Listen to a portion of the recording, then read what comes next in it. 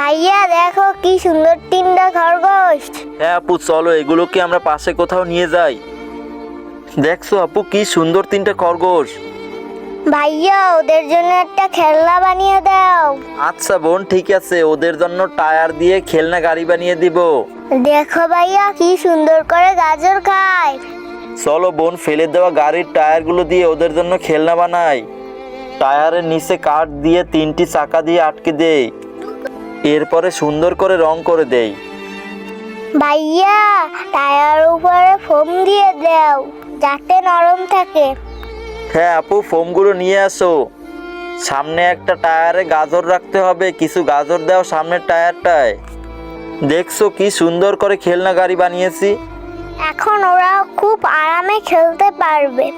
বন্ধুরা ভিডিওটি ভালো লাগলে লাইক করে দাও, চ্যানেলটি সাবস্ক্রাইব করে দাও।